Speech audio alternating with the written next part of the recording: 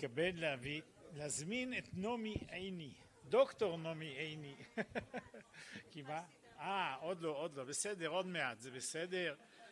נעמי קולגה, אנחנו כבר הרבה שנים ככה צועדים בשירות הפסיכולוגי ובעבודה ביחד, גם בנושא טראומה. ונעמי עסוקה מאוד בנושא משמעות, תורתו של ויקטור פרנקל, נקרא מכון ויקטור פרנקל? כן, מרכז ויקטור פרנקל, וחשבנו מאוד לנכון בעת ההיא, בהזדמנות הזו, להביא אותה, כדי שתביא לנו את הנושא, משמעות, כן? ככה זה נקרא משמעות בזמן משבר, בזמן מלחמה, מאוד שמבינה. אז תודה לך מראש, בכבוד.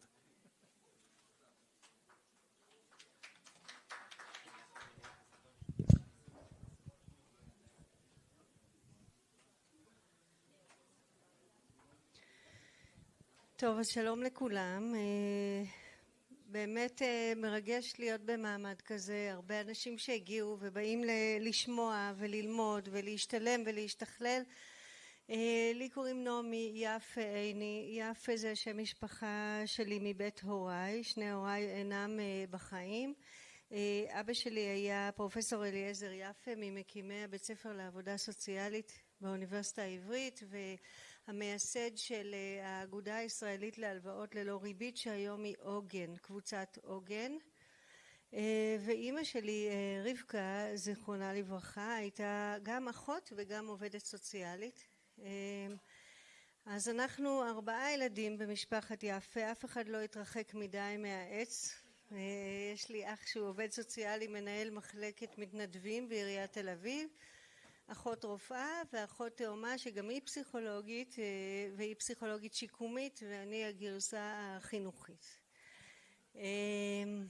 אני גרה בגוש עציון, יש לי 5 ילדים. במהלך המלחמה הייתה תקופה ש4 מהם היו מגויסים.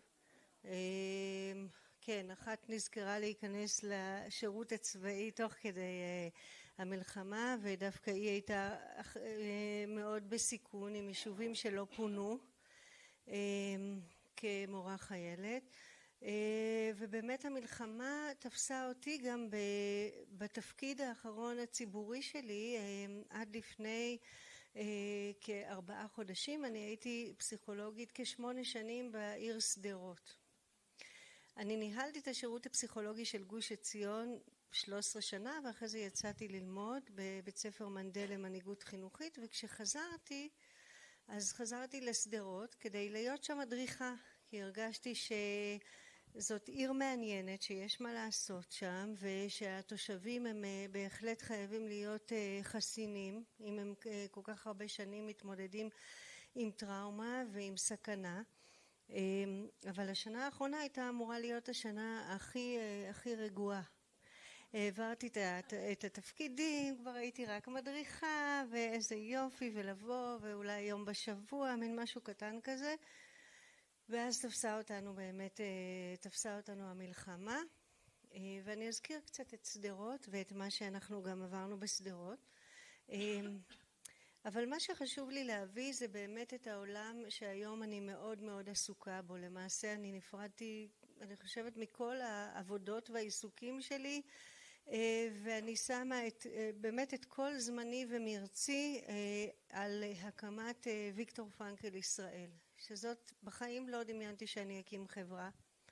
זה לא היה גם לא חלק מהנרטיב המשפחתי, אבל למדתי לוגותרפיה, למדתי על מציאת משמעות או גילוי משמעות בחיים, והגעתי למסקנה שצריך למסד את הלימודים בצורה טובה, מקצועית, רחבה, שיש כל כך הרבה צמא למשמעות, גם ברובד של החיים האישיים ולא רק בזמן מלחמה, ושכנראה התפקיד שלי כמנהלת וכמדריכה וכפסיכולוגית וכלוגותרפיסטית, כנראה זאת הקריאה בשבילי לנסות להקים, באמת להקים מוסד או ארגון שיכול ללמד את הלוגותרפיה.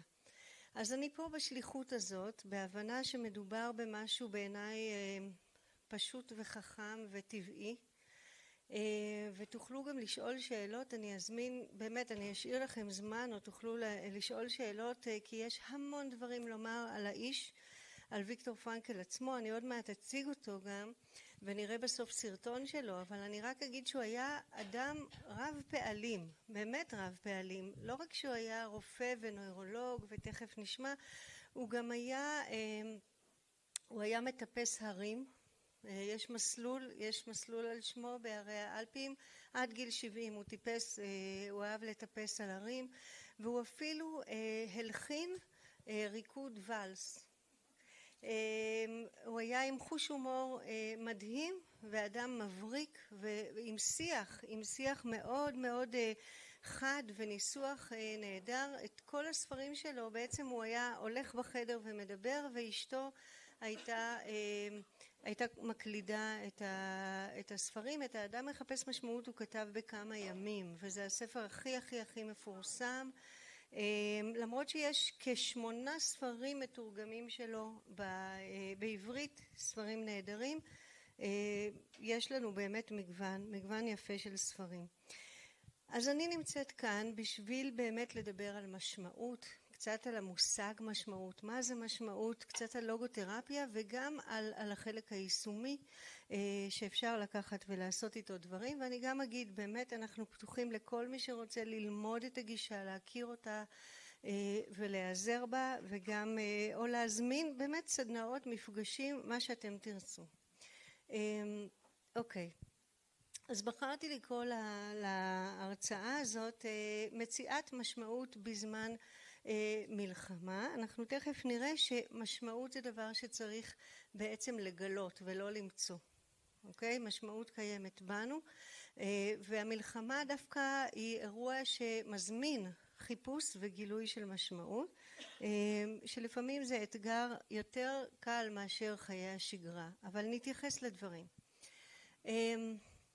אז בשדרות העולם מתהפך, ואנחנו שמענו בעצם עדויות של ילדים. אני הייתי בבית, ולמעשה בעצם מהשירות הפסיכולוגי שמנה כ12 איש, 4 בעצם לא יכלו להיות בבתים שלהם, פונו או ברחו, ממש נמלטו על נפשם. אחת מהפסיכולוגיות התחבאה בבית במשך יומיים בכפר עזה עם התינוקת שלה, לאחת מהפסיכולוגיות שבדיוק עזבה את השירות בעלה נהרג, והיו ימים ממש חיפשנו בנעדרים. 2 פסיכולוגים גויסו, מנהלת השירות הפסיכולוגי נותק איתה הקשר ליממה לפחות, כך שאנחנו עצמנו חווינו את זה גם כמטפלים, ולמעשה אני שגוש עציון הייתי עוד הכי בטוחה ויכולה לנהל את העניינים, לפחות עד שחוזרים כולם יכולים להתמקם. אז זה מה שהילדים סיפרו ומה שהם שאלו, וההורים בעצם אנחנו המשכנו לייעץ להורים. גם במלון התחלקנו לאחריות על העיר, התפרסה ליותר מ100 מוקדים, וכל אחד מאיתנו היה אחראי על שטח מסוים, וריכזנו את הפניות, עבדנו עם העיריות, עם שירות פסיכולוגי חינוכי נפלא, בעיקר בעיר ירושלים. לערים, זאת הייתה העיר שתפקדה באמת לדעתי הכי יפה בקליטה של מפונים, אבל זה מה שההורים סיפרו, ופנו אלינו כשהם עצמם עם דפיקות לב נוראיות. אמא, למה את ואבא לא נותנים לנו לצאת מהחדר? זה מה שהם אמרו בשמחת תורה, ואחרי זה גם ביום ראשון, כי הם נשארו גם ביום ראשון בשדרות. למה אסור לנו לדבר? אני רעבה. אל תלכי אמא, אני מפחד להירדם. מה אם גם לכאן יגיעו האנשים הרעים? זה אחרי שהם פונו כבר למקומות שונים בארץ. למה אי אפשר להסתכל מהחלון כשנוסעים? כשהם יצאו משדרות עוד היה הרבה דברים שההורים לא רצו שהילדים שלהם יראו. אני לא רוצה ללכת, ואיפה סבא? היו מקרים נוגעים ללב, אין בכלל מה לומר. אנחנו בעצם פגשנו אנשים שנסו מהבתים. הייתה אישה אחת אגב שסרבה להתפנות כי היא אמרה שהיא רוצה לטפל בחתולים שלה. אני אזכיר את זה אחר כך, שזה סיבה, כולם ניסו לשכנע, זו הייתה המשמעות שלה, מי יטפל בחתולים. ודרך אגב, בעלי החיים, גם הכלב שהכריח אחר כך אותם לצאת לטיול כל ערב, היו כאלה שזה הציל אותם, באמת הציל אותם. האחריות על מישהו אחר, אנחנו נדבר על זה. אז היו, באמת העולם התהפך, ולמעשה בעצם מה שאנחנו התחלנו לחוות אחרי החירום עצמו זה את שגרת החירום ואת המחירים שלו. המשפחות, גם המפונות וגם אנשים מכל הארץ, באמת בן בת זוג נמצאים במילואים. אנחנו שמענו עכשיו, קיבלנו פתאום תלונות על סבות עצימה. זאת אומרת, באמת לקח כמה חודשים עד שסבתות התחילו לפנות אליי ואמרו לי, תקשיבי, אני לא יכולה יותר, אין לי כוח, אני צריכה או להתרוצץ באלף בתים, או שהבת שלי עם הילדים שלה אצלנו בלי הפסקה, אני גמורה. ולא היה להם נעים להגיד את זה, אבל באמת גם סבים וסבתות איבדו את הפרטיות, איבדו באמת חלקים מרכזיים בשייכות, בתפקוד הרגיל, אלה מעגלים נוספים של פגיעות. שוב, ואנחנו מחונכים לא להתלונן, אבל היה גם מקום לתלונה הזאת, היה גם מקום לכאב הזה שפתאום הכל משתנה. אקדמיה סגורה, אנשים שהיו באמצע הלימודים, מרצים שלימדו, גם מרצים מפונים באמת, שפתאום מה קורה? פתאום מתחילים הלימודים והם בכלל לא נמצאים שם. המון מצוקות שעלו אחרי החירום החירומי בשגרת החירום. אנשים שהעסק שלהם נסגר, חוויית פחד המוות, אנחנו עוסקים בזה לא מעט בלוגותרפיה ממקום באמת מרגש, שאם אני אזכור אני עוד ארחיב על זה אחר כך. האבל והשכול וההותר לפרסום, החרדה הזאת, לשמוע כל יום לשמוע הודעות כאלה, זה פשוט ממוטט וקורע וקשה. דרך אגב, גם משפחות מסדרות היו להם ילדים שנלחמים בעזה, כאילו כמה אפשר, מכמה מקומות שונים, המון אי ודאות על איפה הם, לאן הם הולכים, מתי יהיה שינוי. מצוקת החטופים שמעיבה על כולם, על כולנו בעצם, זה איזה חור גדול שאנחנו נושאים איתו, ודמיונות שקשה לשלוט בהם, על המצוקה.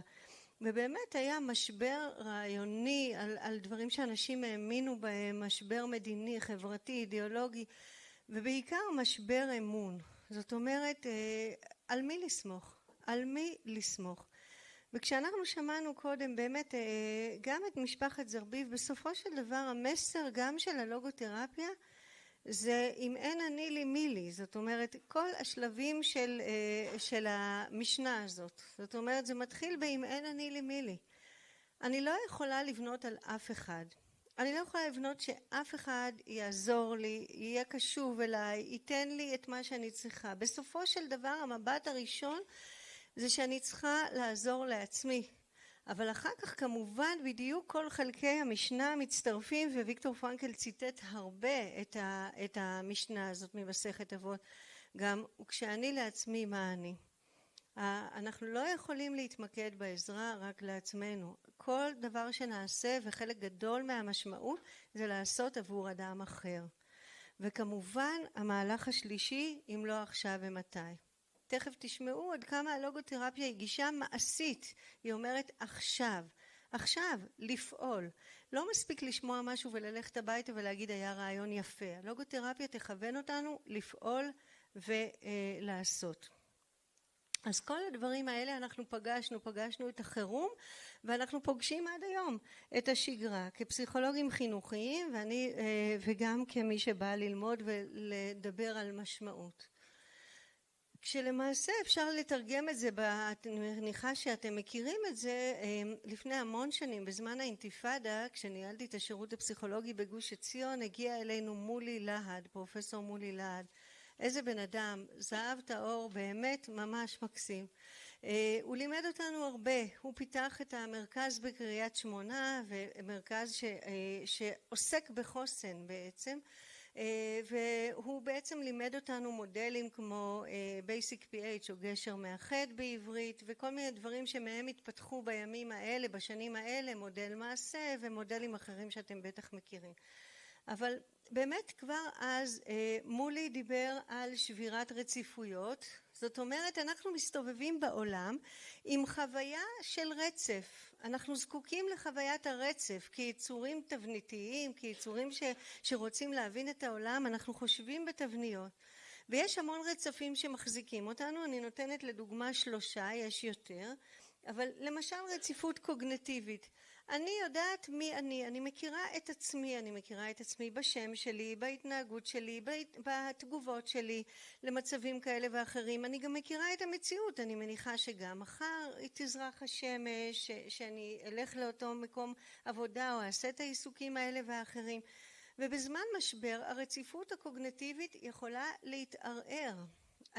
אני פתאום, בזהות שלי, מרכיבים שונים בזהות מקבלים מקום אחר. אני פתאום יותר אימא, או יותר עסוקה בעבודה שלי, או בטח אם אני עובדת בחירום, פתאום זה לוקח מקום אחר. התפיסה שלי את מחר משתנה, אני לא יודעת מה יהיה מחר, אני מתמקדת במה שקורה כרגע. כל כך הרבה ודאויות משתבשות שהרציפות הקוגניטיבית שקשורה גם בזהות שלי וגם בעיסוקים שלי ובמרכיבים שהיו לי ברורים בסדר יום, פתאום מקבלים סימן שאלה. גם הרציפות החברתית מתערערת, הקשרים החברתיים שלנו, אנחנו יודעים עם מי אנחנו בקשר ומי הקבוצות, ופתאום בזמן חירום הקבוצות האלה פתאום מקבלות מבט אחר. אני רואה גם את האנשים שחווים שכול ופתאום יש להם קבוצות התייחסות אחרות, או נשות המילואימניקים, או אימהות, או מתנדבים בחמ"ל. מישהי סיפרה לי היום שהחברות הכי טובות שלה זה מי שהיא פגשה בחמ"לים כשהם חילקו, אני יודעת מה, כל מיני ציוד במקומות שונים בארץ. אז גם הקבוצות שלכם השתנו. אם תסתכלו בוואטסאפ, יש לכם גם קבוצות חדשות שקמו בתקופה הזאת, וקבוצות אחרות שנזנחו, ושפתאום אנחנו מרגישים הם לא יבינו אותנו, הם ממקום אחר. אז אנחנו חווים שינוי וערעור גם בהקשר החברתי, ובטח ברציפות התפקידית או התפקודית. אם ידענו מה המשימה שלנו ומה הסדר יום, פתאום אנחנו עסוקים גם בדברים אחרים. אנשים שמים דגש אחר על המשפחה, או שמים דגש אחר על חוויה, או שמים דגש על דברים שקשורים פתאום בעזרה, עזרה לבני הבית, או עזרה לחיילים, או כל מיני דברים כאלה. המון דברים התערערו. והלוגותרפיה תטען שהערעור הזה הוא לא חייב להיות גרוע. אוקיי? הוא לא חייב להיות, הוא מציאות, הוא עובדה. קיבלנו קלפים חדשים. עכשיו השאלה מה נעשה איתם. והם יכולים להיות קלפים קשים, קשים ביותר. אבל בידינו בחירה כל הזמן. הדברים האלה מעלים שאלות קיומיות, ויש לפי ההומניזם, יש 4 שאלות קיומיות שמעסיקות את כל בני אדם, גם אם הם מדברים על זה וגם אם לא. בני אדם עסוקים בסופיות החיים, בעובדה יום אחד לא נהיה כאן, אוקיי? זו שאלה שמעסיקה אותנו. היא עוזרת לנו לתכנן, ועל פי הלוגותרפיה היא מתנה גדולה, סופיות החיים, כי היא שעון חול שאומר לנו, יאללה, סדרי עדיפויות. דאגה קיומית נוספת, או שאלה קיומית נוספת, קשורה לחירות, אוקיי? אנחנו לא יודעים לנהל חירות. הרבה מאיתנו לא יודעים להרגיש חירות, ועוד יותר לא יודעים לנהל חירות. זאת אומרת, אם תשימו לב ותקשיבו שיעורי בית ממחר לאנשים סביבכם, אתם תשמעו הרבה יותר מדי פעמים את המילה אי אפשר, מה פתאום, זה לא אפשרי, היא אף פעם לא תסכים, אין מצב שזה יקרה. יש לנו הרבה משפטים של אין לי ברירה, משפטים שהם ההפך מחוויית החירות. והלוגותרפיה, אחד הדברים הכי מהותיים שהיא מלמדת, זה להרגיש חירות. אני כאן, יש לי חירות אדירה להגיד מה שאני רוצה. זאת אומרת, אני אהיה קשורה למצגת, אבל אני יכולה להביא דוגמה כזו, דוגמה אחרת, להאריך פה, לקצר שם, לתת לכם אפשרות לשאלות. יש לנו המון חירות בכל תפקוד שלנו, גם בתוך שיעור שאנחנו צריכים ללמד, וגם בטוח במפגש טיפולי. יש לנו חירות מאוד גדולה. מה לשאול, איך לשאול, כמה לשתוק, את מי לצרף, איזה תרגיל לתת. חוויית החירות היא קריטית. היא קריטית כי היא כרוכה באחריות. כשאני מרגישה חירות, המרווח הזה מייצר אחריות. אז מה אני עושה? מה אני עושה עכשיו בחירות שיש לי? לא, הטענה היא בדיוק שהחירות צריכה לבוא קודם, חוויה של יכולת לבחור, אבל אז כשאת בוחרת, תבחרי משהו ברצינות. זאת אומרת, תקחי עליו אחריות. אני אגיד מילה על אחריות. אנחנו יודעים היום שיש לנו אחריות רק על שני דברים. זה לא מעט, אבל רק על שני דברים. יש לי אחריות על העמדה שלי כלפי המציאות, זאת האחריות, על המחשבות שלי. אני מקבלת מכה, אני מקבלת כל מיני מסרים או דברים בחיים, יש לי אחריות על המחשבות ועל העמדה שלי כלפיהם, ויש לי אחריות על הפעולות שלי. זהו, רק על זה אני אחראית. אני לא אחראית אפילו על התוצאות של הפעולות שלי, בגלל שהרבה פעמים בתוצאות של הפעולות מעורבים אנשים אחרים וכל מיני דברים. אז רק על המחשבות ועל העמדה ועל הפעולות, על זה אני אחראית. אז הדאגה הזאת היא דאגה שאנחנו יכולים ללמוד לנהל אותה, ויכולים להתמודד עם החירות ולראות אותה כהזדמנות. הדאגה השלישית של ההומניסטית היא דאגת הבדידות. אנשים מאוד מפחדים להיות לבד, ובאמת באנו לבד, נעזוב לבד את העולם הזה, זה מאוד מפחיד לחשוב, מאוד מאוד מפחיד. אבל יש בבדידות הזאת גם איזושהי משימה שאומרת, אין לי תחליף. אין לי תחליף. אחת מטענות היסוד של הלוגותרפיה זה שאין אדם שיש לו תחליף. בדיוק הפוך מהמהפכה התעשייתית. אין אדם שיש לו תחליף. ולכן היותי בודד זה העובדה שאני מיוחדת. זה העובדה שאני אני. אין אף אחד אחר כמוני, אף אחד לא, לי קשה להגיד אין אף אחד שנראה כמוני כי יש לי אחות תאומה, אבל כן, אנחנו לא בדיוק אותו דבר, אבל בדיוק, אבל היא לא זזה כמוני והיא לא חושבת בדיוק מה שאני חושבת והיא לא נמצאת כאן ברגע זה, אוקיי? זאת אומרת, באמת, הבדידות תהפוך בסוף למתנת הייחודיות, לעובדה שיש לי אחריות להיות אני, אוקיי? וזה שאני בודדה זה אומר שזה אני, זה אני, יש לי גבולות שהם שלי ואותם אני צריכה לבטא. ושאלת המשמעות, שאליה אנחנו נחתור עוד רגע, אבל כל ההקדמה הזאת נועדה להגיד שאנחנו בזמן מלחמה וגם באירועים שהם חשובים לנו, אירועים שהופכים להיות קו פרשת מים, אנחנו צפות ועולות שאלות הקיום וגם שאלת המשמעות. אז מי היה ויקטור אמיל פרנקל? אם תגידו פרנקל אני ארוויח את לחמי, כי ככה הוא קרא לעצמו, לא פרנקל אלא פרנקל, והוא היה רופא, נוירולוג ופסיכיאטר יהודי וינאי, ייסד את הלוגותרפיה ושיטת הניתוח הקיומי האקזיסטנציאליסטי, וזה בעצם האסכולה הוינאית השלישית בפסיכותרפיה אחרי זיגמונד פרויד ואלפרד אדלר. הוא אומר הרבה שהוא ישב על כתפי ענקים, הוא רואה את זיגמונד פרויד כענק, שהביא בכלל לשיח הפסיכולוגי את הנפש. פעם ראשונה הביאו לשיח המדעי משהו שהוא לא מדיד.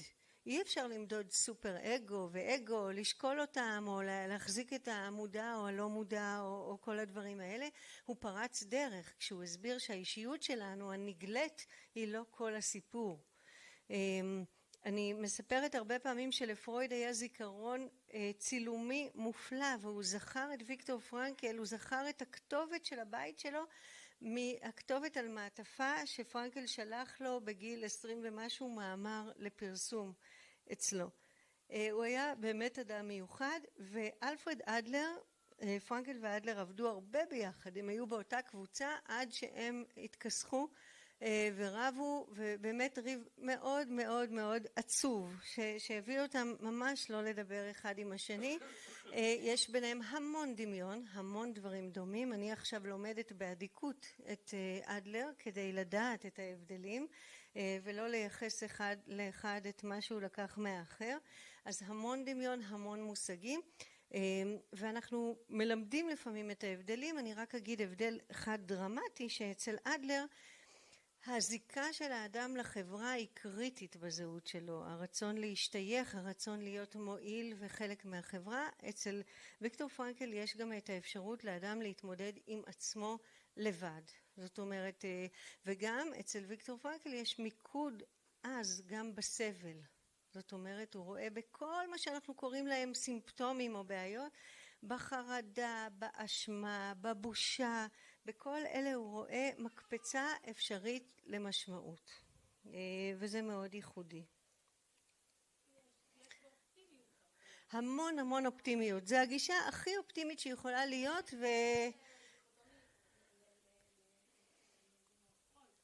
לגמרי, לגמרי, זה הבדל מאוד דרמטי. על פי הלוגותרפיה, בעצם קודם כל אצל פרויד הדגש הוא בעיקר על השנים הראשונות של ההתפתחות, והמון דטרמיניזם של הבית שבאת והפיזיולוגיה שלך והמנגנונים החברתיים.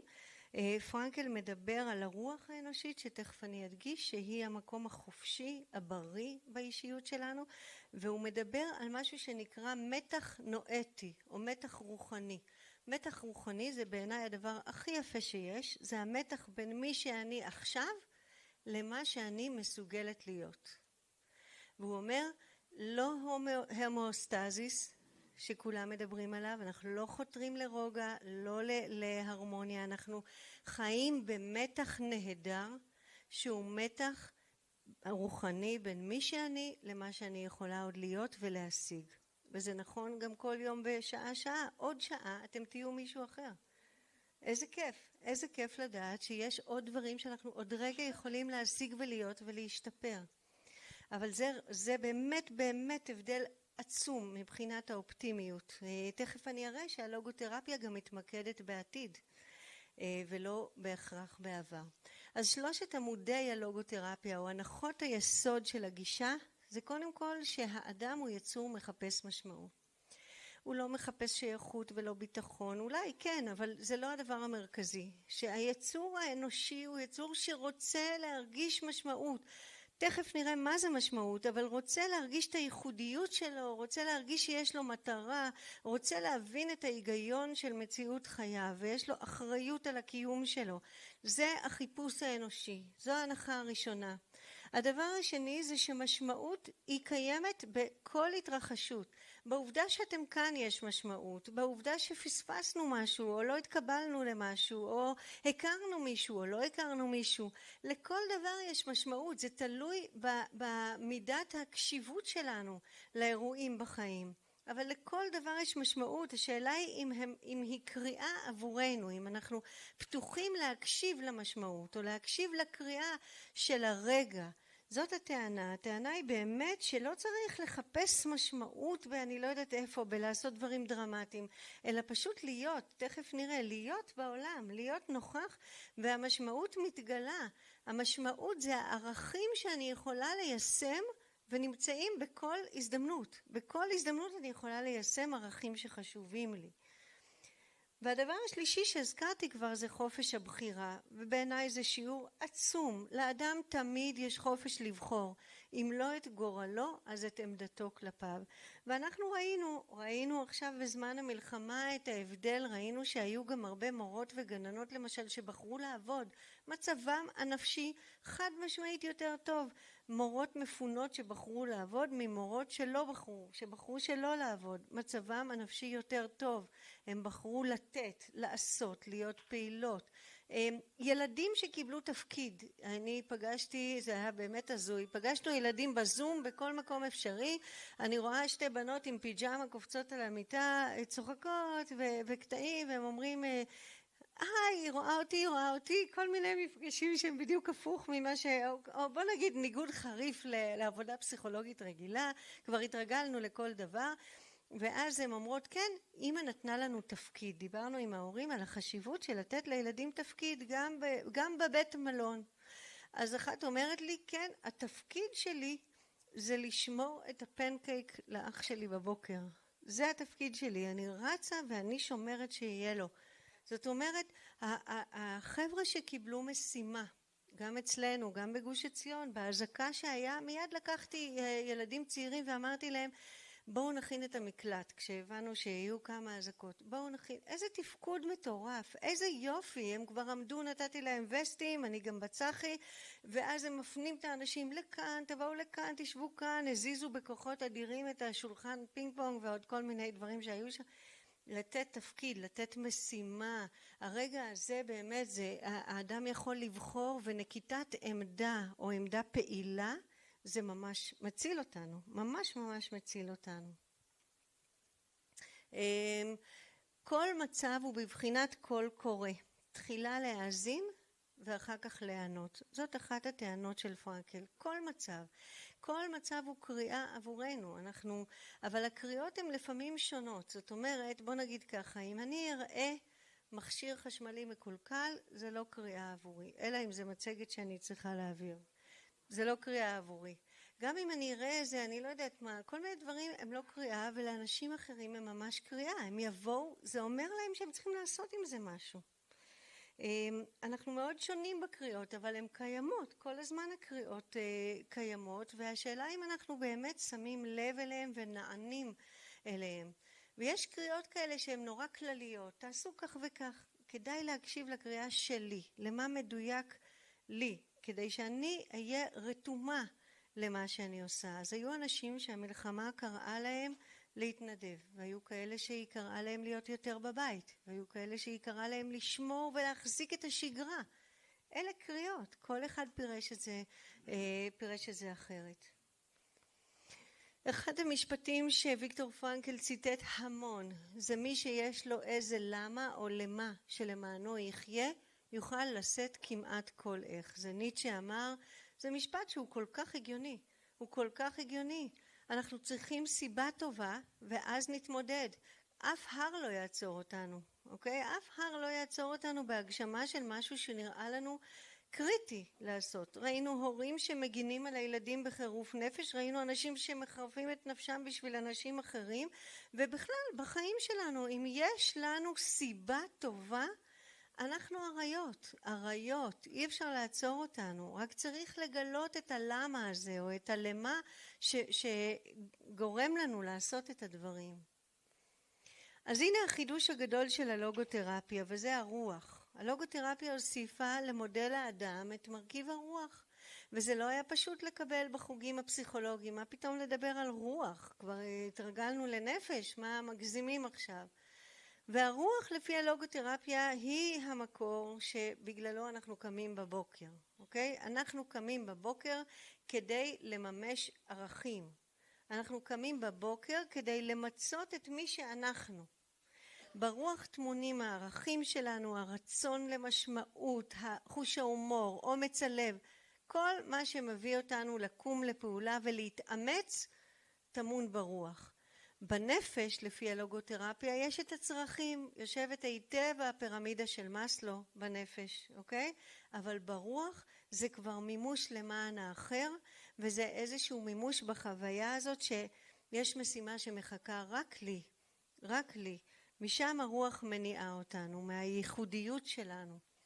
ואנחנו כלוגותרפיסטים בעצם מדברים ורוצים להעניק לאדם תודעת אחריות. אנחנו רוצים להראות לכל אדם שיש משהו שהוא יכול לבחור לקחת עליו אחריות ולבחור את העמדה שלו כלפי המצב. אנחנו רוצים לעזור לאנשים להתבונן על חייהם, למצוא את הדברים שחשובים להם ולבחור על מה הם רוצים לקחת אחריות. ויש אנשים שבוחרים לקחת אחריות על ילדים שלהם, יש כאלה על מטופלים שלהם, על בעלי חיים, על השלמת עבודה מסוימת. ויקטור פרנקל עצמו הגיש כבר כמעט גמר להכין את הדוקטורט, והגיע בעצם עם העותק של מה שאחר כך יהיה הרופא והנפש, הגיע איתו, הוא היה ב4 מחנות ריכוז, וכשהוא הגיע לאושוויץ לקחו ממנו את העותק של הספר וזרקו אותו, והוא אמר, בזה הסתיימו חיי הקודמים והתחלתי משהו חדש. אבל מה שעזר לו זה שהוא דמיין את עצמו אחרי המלחמה, הוא אומר, בחדר נעים, בחדר עם כיסאות נעים, שבו אני מדבר על החוויות של האסיר במחנה הריכוז. הוא הסתכל, ואנחנו משתמשים הרבה בתמונת עתיד, עשינו את זה גם עם המפונים, תסרטטו תמונת עתיד בעוד חצי שנה, בואו נראה איפה אתם נמצאים ועכשיו תתחילו לממש אותה. מישהי אמרה, הבת שלי הייתה אמורה להתחתן, אני רוצה להסתכל קדימה אל החתונה שלה, ועכשיו היא מפונה האמא בירושלים. אמרנו, מה את יכולה לעשות בשביל החתונה הזאת? הרי החתונה בעזרת השם היא תתקיים. אז היא אמרה, יאללה, אני אמצא בירושלים כל מיני, אני אמצא נעליים בירושלים, אני אמצא דברים וכל מיני רעיונות. היא התחילה לקדם את הדברים בזכות תמונת העתיד שהיא בנתה לעצמה, המבט קדימה שהיא כבר באמת סרטטה לעצמה. אז אנחנו רוצים לעזור לאדם לקבל תודעת אחריות, אבל זה לא שאני אגיד לו אתה אחראי, אלא להגיד על מה אתה רוצה להיות אחראי, על מה אתה רוצה לקחת אחריות שאף אחד אחר לא יכול לעשות כמוך. וסיפרתי גם בהשתלמויות אחרות שהיה בחור שאמר אין לי שום דבר, אני לא אחראי על שום דבר, לאף אחד לא אכפת, אני אפרוש מהאוניברסיטה, שום דבר לא מעניין. אז החלטנו שהוא ייקח אחריות על גידול בטטה. ובאמת זה מה שהוא עשה, לקח לנו כמה בטטות והוא לקח אחריות שהיא תגדל. הוא ידע שאם הוא לא ישקה אז לא יהיה. משם הוא התחיל את האחריות שלו. אז הנה הרוח, הנה הממד הנואטי. נואטי זה הנואוס שהמקור שממנו נובע. הכל זה איזשהו ניסיון לקחת משהו מיוונית או משפה שלא משתמשים בה, כי ויקטור פרנקל, למרות שהיה לו באמת נפש יהודייה, והוא אפילו חגג פה בר מצווה בגיל 73, והוא ידע בעל פה, אני לא זוכרת, מספר דוד גוטמן שהוא ידע בעל פה את ברכת כהנים. הוא ביקש מדוד גוטמן שהוא היה ידיד צעיר ממנו שחי עד היום ואותו הוא לימד לוגותרפיה, שיבדוק אותו אם הוא זוכר את ברכת הכהנים כשהם נפגשו אחרי הצבא. אבל הוא מאוד לא רצה שישייכו את הלוגותרפיה ליהדות. הוא רצה שזה יהיה שפה עולמית שהוא יכול להעניק אותה גם לאנשים שהם לא יהודים או לא מחזיקים אפילו באמונה דתית, ולכן הוא קרא נואוס לחלק הרוחני שבנו. והוא אמר לכל אדם יש מימד רוח בריא, לכל אדם יש ערכי יסוד, והוא מחפש משמעות והגשמה. והמחלות יכולות להיות בגוף, הן יכולות להיות בנפש, אבל הן לא יהיו מחלות ברוח. הרוח לעולם אינה חולה. אנחנו יכולים לעזור לכל אחד בחיבור לרוח שלו, בחיבור לתשוקת החיים שלו ולמשימה שהוא צריך עוד להשלים. והחיבור לא חייב להיות במילים, הוא יכול להיות במגע, בחיבוק, בעיניים שמתחברות, מצטלבות ברגע נתון. החיבור הוא חיבור של אני רואה אותך. ואני רואה אותך, אני מאמינה בך, ותכף תראו את המבט של פרנקל.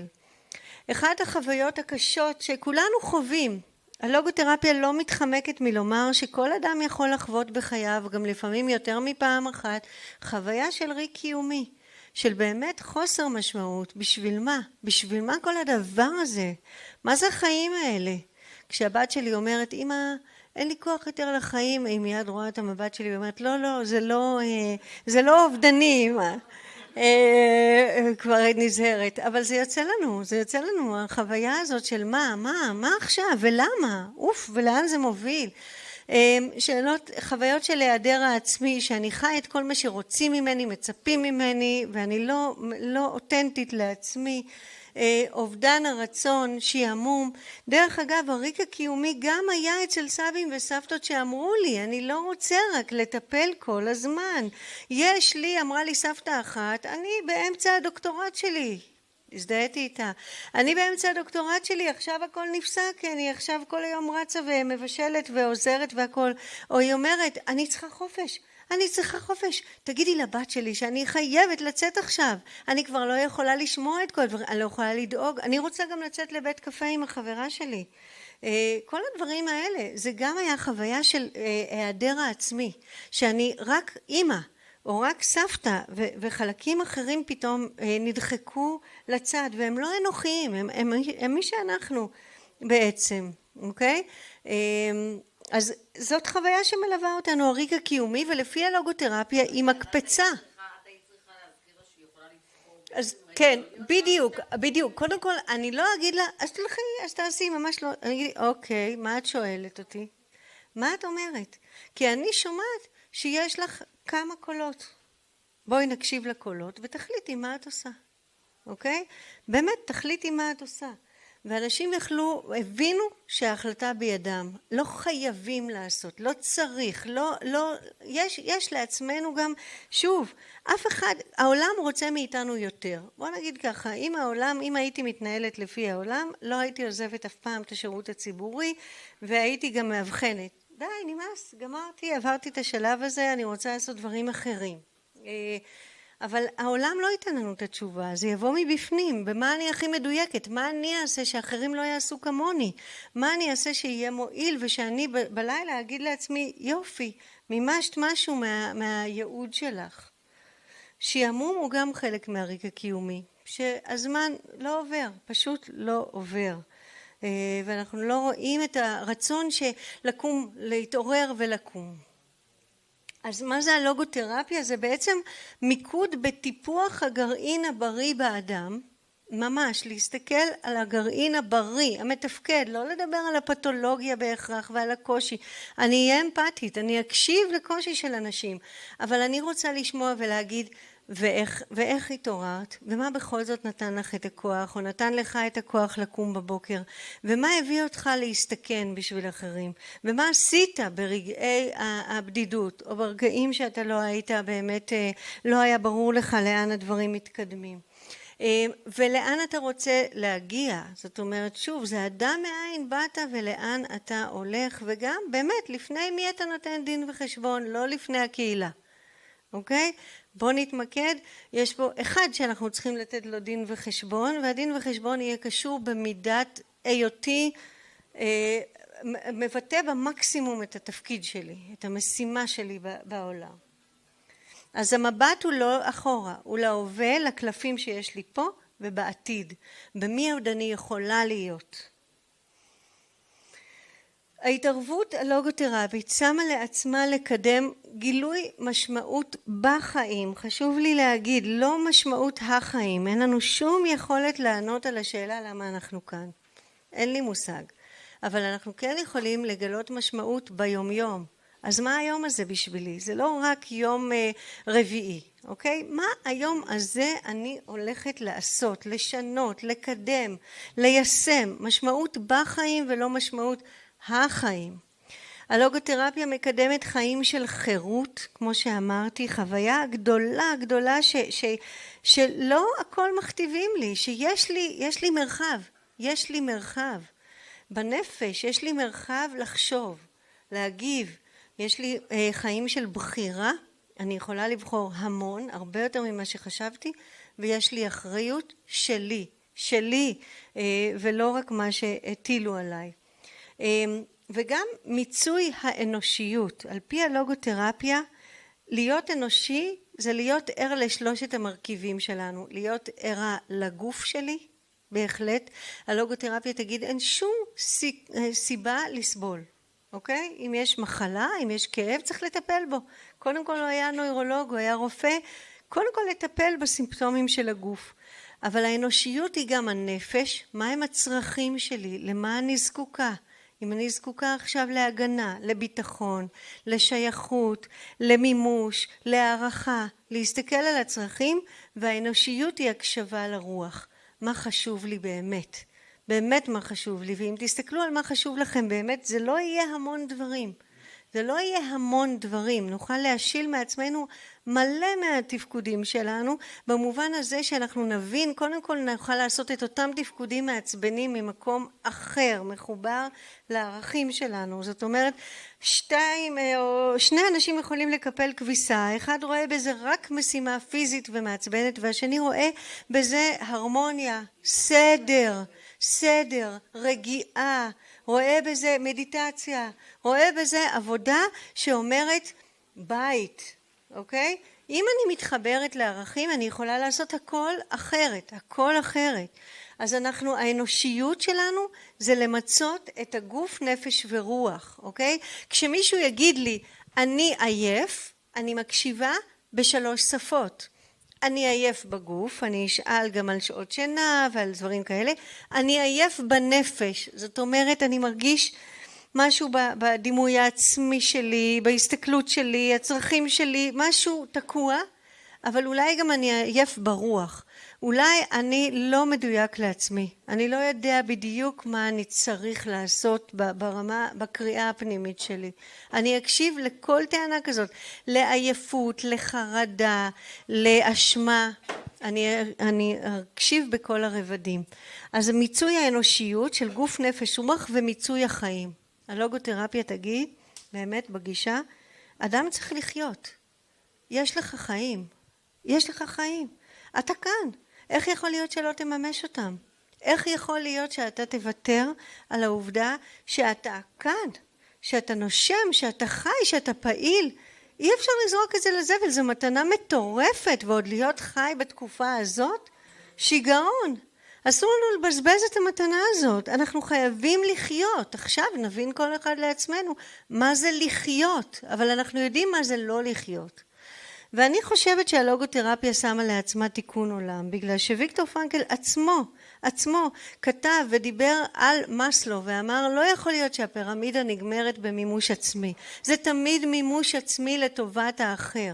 מימוש רעיון בעולם, מימוש עזרה, נתינה לעולם. ולכן הלוגותרפיה בעצם אומרת כל אדם בא לכאן כדי לשפר את העולם. באמת בא לשפר את העולם בעצם היותו ובמעשיו ובעמדתו כלפי החיים. אז דיברתי על ממשמעות החיים למשמעות בחיים. אנשים שואלים למה צריך לחיות ואני אכוון אותם. אני אגיד למה יש את יום רביעי. אוקיי? לא למה אני כאן, אלא מה איתי? וכשאני שואלת מה את עושה מחר, אני לא שואלת רק על הפעילות הפיזית שוב, או על הפעילות הנפשית של איזה צרכים. מה את עושה מחר? למה יהיה כיף שיהיה מחר? מחר זה הזדמנות למה? כן. בחיים זה בעצם תכף נראה, זה למצוא מטרה, היגיון וייחודיות שלי בחיים. כן, בחיים שלי. ממש ביום יום. אז הנה מרכיבי המשמעות. המחקר היום מגיע ומדבר על כבר כעשור, אולי הוא כמעט 2 עשורים, כבר מדבר על מרכיבי המשמעות, וגם יש לנו את שאלון המשמעות, אני תרגמתי אותו לצד הדוקטורט, והעברתי אותו ליותר מ-800 אנשים, מאוד מאוד מעניין. מרכיבי המשמעות הם ככה, אם אדם מרגיש היגיון, שהחיים שלו מתנהלים לפי מתווה ברור, ושהוא יכול לבחור, הוא מבין את הבחירות שלו. עכשיו, זה יכול להיות גם דברים גרועים שקרו לו, אבל אם אנחנו יכולים להסביר את החיים שלנו, ולא להגיד, אני עלה נידף ברוח, אין לי מושג איך הגעתי לכאן. אני זוכרת שהייתי באיזה סדנה של מנהלים, חצי מהמנהלים אמרו, אני התגלגלתי לניהול. מה זה התגלגלתי לניהול? באמת, איך יכול להיות דבר כזה? לא מתגלגלים לניהול. זאת אומרת, היגיון זה היכולת שלי להסביר למה אני בתפקיד שלי היום, למה בחרתי את זה ולא את זה, להסביר את החיים שלי. מטרה זה שיש לי יעד להגשים, אוקיי? יש לי יעד להגשים. לא צריך להיות פרס נובל, אלא יעד אבל שדורש מאמץ. אני רוצה להשלים עבודה, אני רוצה לעשות מסיבה או אירוע למישהו, אני רוצה להיות אימא זמינה או הורה קשוב. יש לי יעד והוא צריך להיות מדיד ובר השגה, וצריך לוותר על דברים בדרך להגשמתו, אוקיי? לעבוד קשה. והדבר השלישי, יש חשיבות לחיי. זאת אומרת, לי כפרט אין תחליף. גם אם אני אעשה את אותו תפקיד, 2 שיעשו את אותה משימה, הם לא יעשו אותה אותו דבר. הם לא יעשו אותה אותו דבר. כל אחד יעשה את זה עם ההומור שלו, עם האישיות שלו, עם התפיסות שלו. אוקיי? אז אלה מרכיבי המשמעות. אחד הדברים הכי חשובים זה המטרה. מי שלא היה, אין לו מטרה, וואי, לפעמים זה קורה אחרי שכבר הגשמתי את המטרות. יצאתי לפנסיה, סיימתי. למשל עכשיו, כשאנחנו שמענו על הזוג שדיבר לפניי, יכול להיות באמת נפילה גדולה. אחרי שהייתה מטרה מאוד ברורה וחוזרים, מה זה החיים האפרוריים האלה? מה זה? מה זה? אוקיי? זה לא נשמע...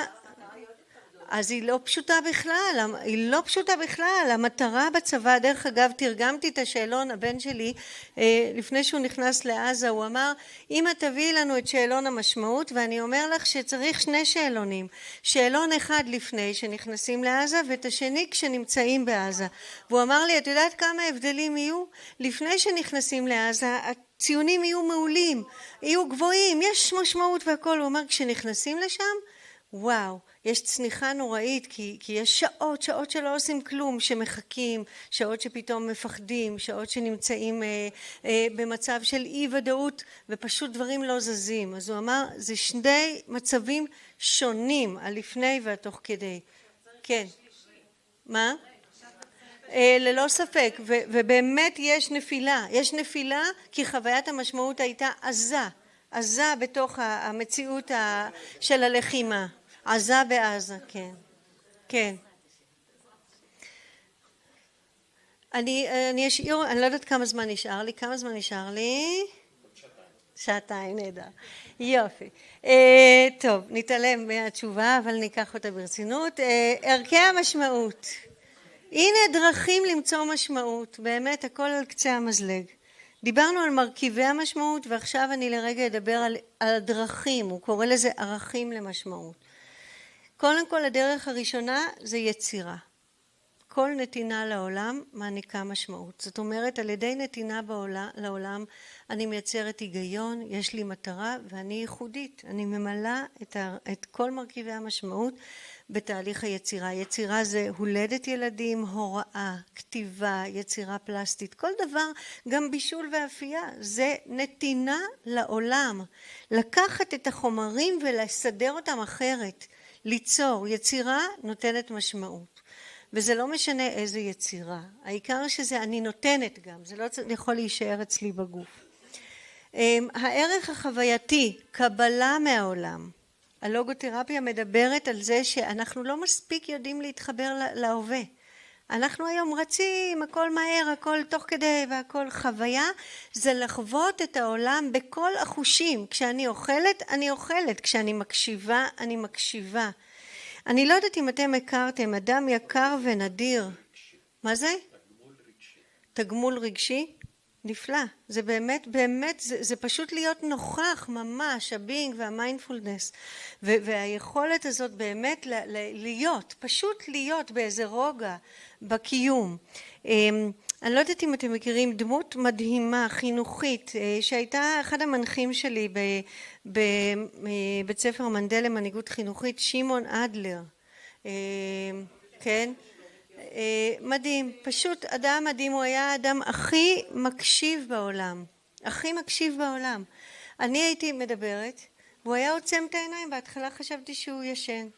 הוא היה עוצם את העיניים, ואחרי זה הוא היה חוזר מילה במילה על מה שאמרתי. זה היה חוויית ההקשבה הכי גדולה שחוויתי אי פעם. זאת אומרת, זה הנוכחות. הוא היה נוכח ברגע, שום דבר לא הסיח את דעתו. אז הערוץ החווייתי זה החיבור שלנו לעולם, החיבור שלנו לחושים, היכולת שלנו ליהנות ממוזיקה, מטבע, להתפעל. זה חוויה עוצמתית של שייכות לעולם, שאני חלקיק, אבל חלק ממשהו עצום. והערך השלישי שדיברנו עליו זה נקיטת עמדה מול מציאות שלא ניתנת לשינוי. אנחנו במצבי משבר וקושי, הגישה שלנו תשנה את הכל. להגיד שזה קו פרשת מים, להגיד שזה שיעור. כשאני שומעת אנשים שאומרים את הדבר הנוראי הזה של מוות מיותר, אין דבר כזה מוות מיותר. מיותר זה ההחלטה שלנו לא ללמוד כלום. אבל אם אני אלמד בעקבות הדבר הזה ואחבק יותר חזק את הילדים שלי, או אעשה עוד מעשה טוב, זה לא מיותר. אין דבר כזה. המיותר זה החלטה שלנו, זאת נקיטת עמדה כלפי אובדן. אפשר ליטול מהאדם את הכל חוץ מדבר אחד, את האחרונה שבחירויות אנוש, לבחור את עמדתו במערכת נסיבות מסוימות, לעבור את דרכו. אז בואו בקצרה איך אתם יכולים לקחת את זה, ויש עוד מלא אפשרויות.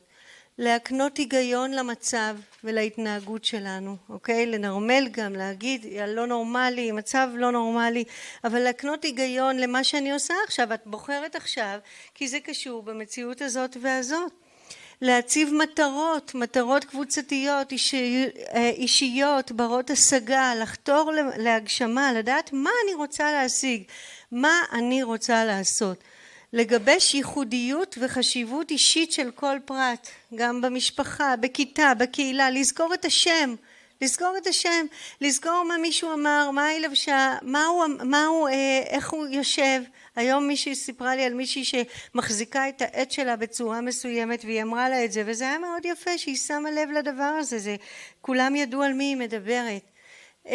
לבטא את ערכי המשמעות, גם לעזור להורים להיות סוכני שינוי, לעודד יצירה, זה לא חשוב לי איך זה נראה, אבל יצירה, לעשות משהו, לעודד חוויה ומפגש, מפגש אנושי, מפגש עם הטבע, מפגש עם החושים, לפגוש אנשים דומים ושונים, לפגוש דמויות מעוררות השראה.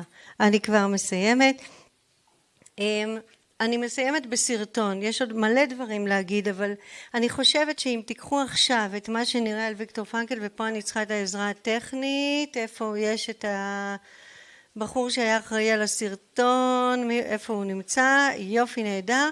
תראו את ויקטור פרנקל עצמו, אין מילים אחריו להגיד, הוא מדבר על המבט הטיפולי, המבט שרואה את האדם כמו שהוא יכול להיות, ובספר אחד שהוא כותב כמו שאלוהים התכוון לראותו. המבט הזה הוא המבט המצמיח, המאמין, שנפגש עם המרכיב של הרוח האנושית. אז בואו נראה אותו בהרצאה מאלפת, זה ממש 3 דקות. אפשר מתוך הוואטסאפ לעשות... מה זה? רגע.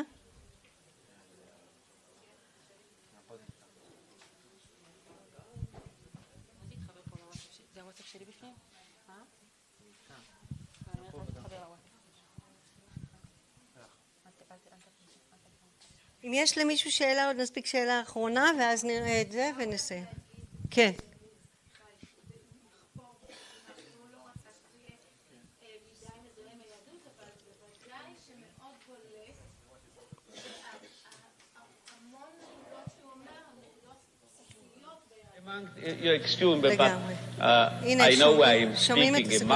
את צודקת לחלוטין. אני רוצה להגיד לך שגם יש סיפור מרתק על הרבי מלובביץ'. ויקטור פרנקל אחרי השואה לא ראה שהגישה שלו מתרוממת, למרות שהוא פיתח אותה לפני השואה, והוא כבר הצליח איתה. אז הוא באמת, הוא היה מיואש. מה יהיה עם הגישה הזאת? איך הוא יוכל להוציא אותה לעולם? והוא חשב להגר אולי לאוסטרליה, אחותו הייתה שם. הוא היה ערב לפני שהוא החליט לנסוע, ואז הגיעה אליו אישה ודפקה בדלת. והוא שאל מי את? והיא אמרה, אני השליחה של הרבי מלובביץ'. הרבי מלובביץ' שמע עליך ואמר, אל תתייאש. אל תתייאש, יש לך משהו גדול להביא לעולם. ויש על זה ספר שכתב מישהו וששמע על זה, וגם אני שאלתי אנשים כשהיינו נסעתי לווינה, כן, הסיפור הזה הוא סיפור מוכר וידוע, כך שיש פה השגחה שהגישה הזאת תגיע, והיום היא נמצאת בהמון גישות, המון תיאוריות. היופי פה שזה מבוסס תיאורטית וזה מאוד אנושי. אז עוד שנייה נראה. נכון, לגמרי. בכ"ט באדר יש לוויקטור פרנקל יום הולדת 120, אז מה זה אתגר? אנחנו עושים 2 אירועים, אנחנו מאוד מקווים לקבל ברכה מאדית אגר, ואנחנו נשמע את הנכד גם של ויקטור פרנקל. כן. מולי להד, פרופסור מולי להד. כן. יאללה. נכון. מה קורה איתנו? מה יהיה עם הסרטון? הוא מעורר השראה. כן, יאללה, עוד שאלה אחת. כן.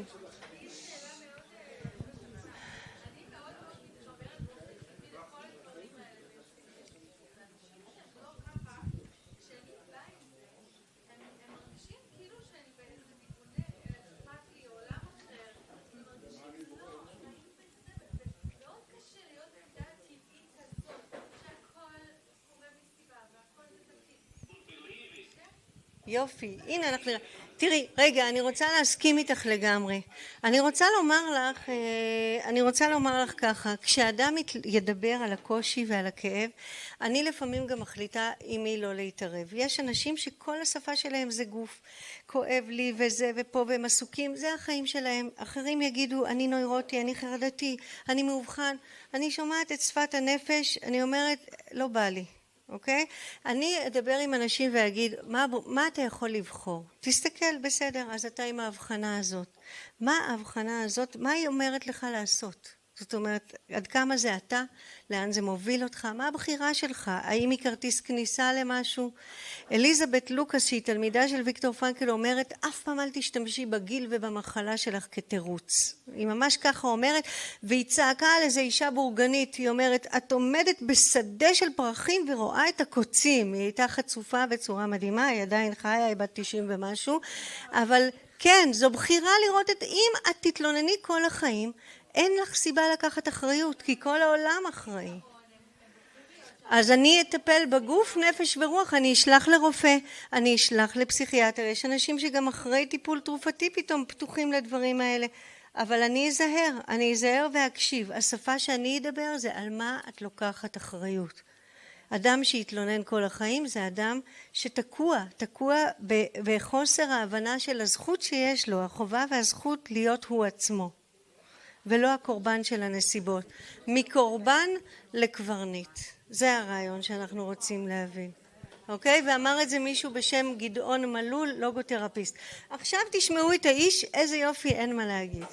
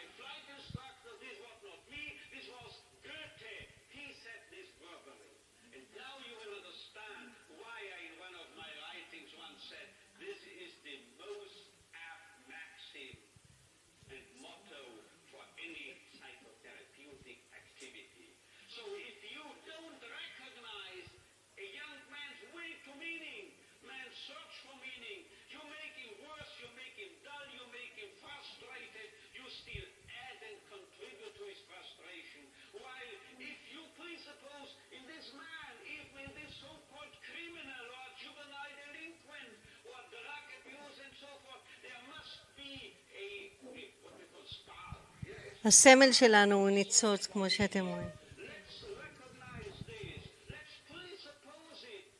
And then you will elicit it from him and you will make him